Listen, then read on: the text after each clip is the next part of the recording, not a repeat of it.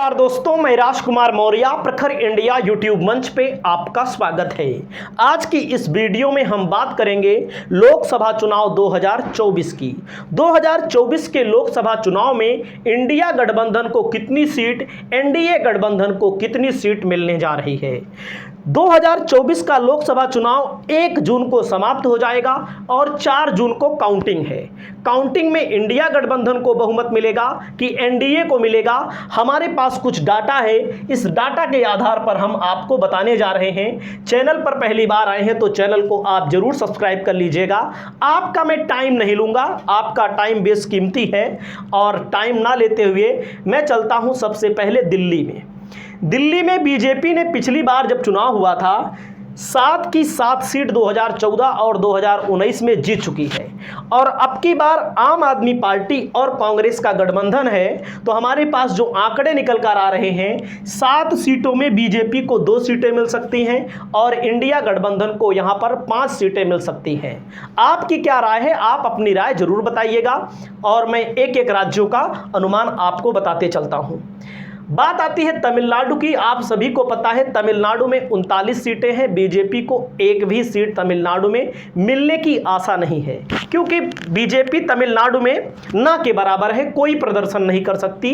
यानी कि तमिलनाडु में बीजेपी को एक भी सीट नहीं मिलेगी और वहीं पर डीएमके के साथ कांग्रेस का गठबंधन भी है।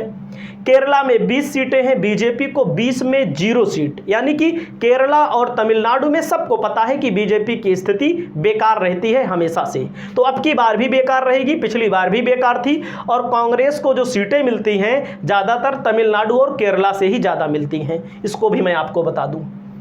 अगला बात करता हूं कर्नाटका में। कर्नाटका एक ऐसा राज्य है जहां पर बीजेपी को घाटा होता हुआ बताया जा रहा है। बीजेपी पिछली बार यहां पर 25 सीट जीत गई थी और बीजेपी को घाटा इसलिए हो रहा है कि पहली बात तो कांग्रेस की सरकार बन गई है और कांग्रेस की सरकार जब से यहां पर बनी है अच्छे काम किए जा रहे हैं। कांग्रेस की तरफ से बताया जा रहा है कि 2-2 हज़ार रुपया महिलाओं के खाते में भेजा जा रहा है, तो कांग्रेस को यहाँ पर फायदा मिलता हुआ दिख रहा है। तो कांग्रेस पिछली बार यहाँ 1 सीट जीती थी, जेडीएस 2 सीट जीती थी, 28 में 25 बीजेपी जीती थी।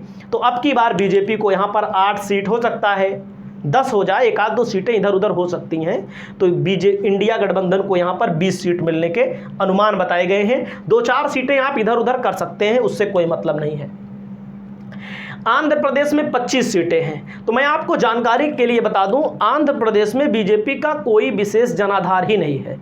आंध्र प्रदेश में टीडीपी के भरोसे बीजेपी लड़ रही है और आप यही जान सकते हैं कितना बड़ा जनाधार है। बीजेपी राष्ट्रीय पार्टी है, सत्ताधारी पार्टी है, मोदी प्रधानमंत्री हैं और आंध्र प्रदेश में 25 में केवल 4 पर बीजेपी खुद लड़ रही है एनडीए के तहत।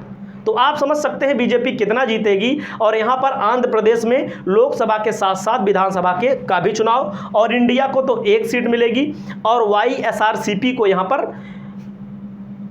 15 सीट। जगन मोहन रेड्डी यहाँ के मुख्यमंत्री हैं, तो बीजेपी को यहाँ पर फायदा होता हुआ दिख रहा है। तो ये फायदे वाला राज्य है बीजेपी का। तेलंगाना में 17 सीटें हैं। बीजेपी ने पिछली बार यहाँ पर 4 जीती थी, अब की बार भी 4 सीटें जीतने की संभावना यहाँ पर बताई जा रही हैं। और 10 सीटें जो हैं इंडिया गठबंधन के पाले में, 3 सीटें अदर में 1 ओवैसी, 2 बीआरएस भारत तेलंगाना राष्ट्र समिति की पार्टी जो है और चंद्रशेखर राव जिसके मुखिया थे, मुख्यमंत्री थे, अभी चुनाव हुआ, हार गए तेलंगाना। महाराष्ट्र बीजेपी के लिए मुश्किल चुनाव है ऐसा बताया जा रहा है। जैसा कि 17 सीटें बीजेपी को मिल सकती हैं, 29 सीटें इंडिया को मिल सकती हैं, 2 सीटें एनडीए को, 2 सीटें अदर को भी यहाँ पर जा सकती हैं। महाराष्ट्र में उद्धव ठाकरे के साथ पहले यहाँ पर लड़ती रही है, बड़े पार्टनर के तौर पर उद्धव ठाकरे बीजेपी के साथ थे, अब की बार नहीं है। तो बीजेपी को, एनडीए को यहाँ पर नुकसान बताया जा रहा है। आपकी जो भी राय हो आप अपनी राय जरूर बताइएगा। गुजरात में 26 सीटें हैं। बीजेपी 2014-2019 दोनों में 26 की 26 जीत गई थी, अब की बार 3 सीट इंडिया गठबंधन को यहाँ मिल सकती हैं। राजस्थान की 25 सीटें हैं, 25 सीटों में बीजेपी अब की बार 15 सीट जीत सकती है और 10 सीट यहाँ पर इंडिया गठबंधन बीजेपी के साथ पिछली बार थे यहाँ पर हनुमान बेनीवाल, और अब की बार उन्होंने भी साथ छोड़ दिया है, हनुमान बेनीवाल ने भी साथ छोड़ दिया है। तो अब की बार मामला यहाँ पर एक और है कि यहाँ पर बहुत विरोध, और उसके अलावा मैं आपको बता दूं राजस्थान में अशोक गहलोत ने बहुत अच्छा काम किया था। इसी पे आप देख लीजिए, काम के ऊपर जनता वोट नहीं देती है, ये भी बात सत्य है। तो कोई गारंटी नहीं है कि मोदी के काम के ऊपर बीजेपी को वोट मिलेगा, और 10 सीटों पर बीजेपी को यहाँ पर घाटा अब की बार मिल रहा है। पंजाब में 13 सीटें हैं। हमारा खुद का जो आकलन कहता है बीजेपी का खाता नहीं खुलेगा, बीजेपी 1 सीट लेकिन यहाँ पर दी जा रही है। मान लीजिए कहीं पर कम बताया गया होगा तो उसमें 1 सीट यहाँ पर प्लस आप मान लीजिएगा।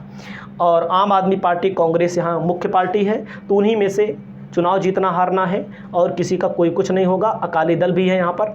हरियाणा में 10 सीटें हैं। बीजेपी को यहाँ पर पिछली बार 10 की 10 मिल गई थी। अब की बार जो आकलन निकल के आ रहे हैं, बीजेपी को 8 सीट पर घाटा है, 2 सीट इंडिया गठबंधन को मिलती हुई बताई जा रही है। आगे चलता हूँ जम्मू कश्मीर। जम्मू कश्मीर में 6 सीटें हैं। वैसे हमारे हिसाब से मैं आपको बता दूँ यहाँ पर 2 सीट ज़्यादा दी गई है। वैसे बीजेपी का खाता नहीं खुलेगा। लद्दाख पिछली बार बीजेपी जीत गई थी, लेकिन अब की बार यहाँ पर 6 में तो 3 पर तो बीजेपी ने अपने कैंडिडेट ही नहीं उतारे। इसका मतलब बीजेपी ने हार पहले ही मान ली है। तो आप समझिएगा 2 सीटों पर एनडीए, मान लीजिए इंडिया को 4 सीटें, हाँ मान लीजिए कहीं पर 2-1 सीटें एनडीए को कम दी गई हो तो यहाँ पर एडजस्टमेंट मान लीजिएगा थोड़ा से। हिमाचल प्रदेश में 4 सीटें हैं। आप सभी को पता है जिसकी सरकार रहती है उसका यहाँ पलड़ा भारी रहता है, और यहाँ पर कंगना भी लड़ रही हैं। कंगना रनौत मंडी लोकसभा सीट से लड़ रही हैं, तो उनका भी एक चर्चित चेहरा है यहाँ पर हिमाचल प्रदेश में। आप लोग कमेंट करके बताएंगे कि कंगना रनौत चुनाव हार रही हैं कि जीत रही हैं। तो 2-2 सीटें यहाँ पर मिल रही हैं। उत्तराखंड में आप खुद देखिए, एनडीए को 4, इंडिया को केवल 1 सीट मिल रही है। और उत्तर प्रदेश की 80 लोकसभा सीटों में आप समझ लीजिएगा, जैसे कुछ लोगों का ये मानना है कि बीजेपी उत्तर प्रदेश में 60 जीत लेगी, 80 जीत लेगी, 70 जीत लेगी, तो यहाँ पर कम से कम इंडिया गठबंधन को कम से कम, वैसे हमारा खुद का मानना है 25 से 30 सीटें तो पक्का जीतेगी, 40 सीटें भी हो सकती हैं। तो लेकिन यहाँ पर कम से कम सीटें दी गई हैं, तब बीजेपी को यहाँ पर 55 दी गई हैं। और अदर में मान लीजिए एक बसपा को, वैसे बसपा जीतेगी नहीं, और एक चंद्रशेखर आज़ाद को, तो आप समझ लीजिएगा। एमपी में 29 सीटें हैं। 29 सीटों में 22 सीट यहाँ पर इंडिया गठबंधन को, एनडीए को, और 7 सीट इंडिया को। कई सीटें ऐसी हैं, 10-12 सीटें ऐसी हैं जहां वाकई में मध्य प्रदेश में इंडिया गठबंधन बहुत अच्छा चुनाव लड़ी है अब की बार, और बहुत अच्छे कैंडिडेट, माहौल के अलावा और उनका वोट भी है, इंडिया गठबंधन का वोट भी है, कांग्रेसी भी है वहां पर बहुत ज़्यादा। तो इस चीज़ को लेकर के आप समझ लीजिएगा। अगला राज्य है छत्तीसगढ़। छत्तीसगढ़ में बीजेपी पिछली बार 11 में 9 जीती थी।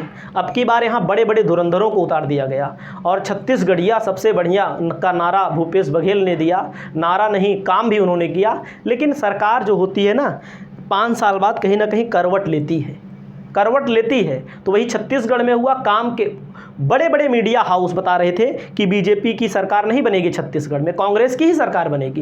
लेकिन छत्तीसगढ़ में सभी के दावे, सभी का एग्जिट पोल, सभी का ओपिनियन पोल सब फेल हो गया। अगला है गोवा में 2 सीटें हैं, 1 सीट इंडिया को, 1 एनडीए को। और बिहार की 40 लोकसभा की सीटें हैं। आप सभी को पता है बिहार में बीजेपी 39 सीट जीत गई थी पिछली बार। इस बार बीजेपी को घाटा हो रहा है। 18 सीटों पर इंडिया गठबंधन जीत सकता है, 22 सीटों पर एनडीए यहाँ पर जीत सकता है। और झारखंड में 14 सीटें हैं, बीजेपी यहाँ पर 9, और इंडिया को यहाँ पर 5 सीट मिल सकती है। वेस्ट बंगाल में 42 सीटें हैं। बीजेपी पिछली बार 18 सीट जीत गई थी। अब की बार बीजेपी को यहाँ पर 12 सीटें भी, और बीजेपी का लक्ष्य है 25 सीट जीतने का, 30 सीट जीतने का। लेकिन बंगाल में ममता बनर्जी हों या दिल्ली में अरविंद केजरीवाल हों, इनसे कहीं ना कहीं मोदी और शाह घबराते जरूर हैं अंदर ही अंदर चुनावी रणनीति को लेकर के। तो यहाँ पर अब की बार इंडिया को 30 और बीजेपी को यहाँ पर 12 सीट मिल रही है। उड़ीसा में 21 सीट है। बीजेपी पिछली बार 8 सीट जीत गई थी, अब की बार 7 सीट जीतने की संभावना है। 2 इंडिया को, और अदर मतलब नवीन पटनायक की पार्टी को यहाँ पर 12 सीटें मिल सकती हैं। बीजू जनता दल, सिक्किम की 1 सीट एनडीए के खाते में जाती हुई दिख रही है। असम की 14 सीटों में 8 सीट इंडिया को, 8 सीट एनडीए को। पिछली बार एनडीए 9 सीट जीती थी, असम समझिएगा, और 6 सीट इंडिया को। मेघालय में 2 सीट है, एक एनडीए को और एक इंडिया को यहाँ पर मिलती हुई नजर आ रही है। और अरुणाचल प्रदेश में बीजेपी ने पिछली बार दोनों सीटें जीत ली थी, अब की बार एक एक सीटों से संतोष करना पड़ सकता है। और मैं आपको आगे बता रहा हूँ, नागालैंड की 1 सीट है इंडिया, मणिपुर की 2 सीट है, दोनों इंडिया के खाते में आ सकती हैं, क्योंकि मणिपुर में जो हुआ था आपने देखा था, महिलाओं के साथ अभद्रता की गई, मारपीट की गई बहुत ज़्यादा, और बहुत ज़्यादा हिंसा पैदा हुई और मोदी जी ने कुछ नहीं बोला। मिजोरम की 1 सीट इंडिया गठबंधन के पाले में, त्रिपुरा की 1 सीट इंडिया के खाते में, 1 एनडीए के खाते में, अंडमान निकोबार की 1 सीट इंडिया के खाते में, लक्षद्वीप की 1 सीट इंडिया के खाते में, पुडुचेरी की 1 सीट, वैसे एनडीए भी इसको जीत सकता है लेकिन इसको इंडिया के खाते में दिया गया है। दादर नागर हवेली की 2 सीट एनडीए के खाते में, चंडीगढ़ की 1 सीट इंडिया के खाते में। टोटल 543 सीटें हैं देश में।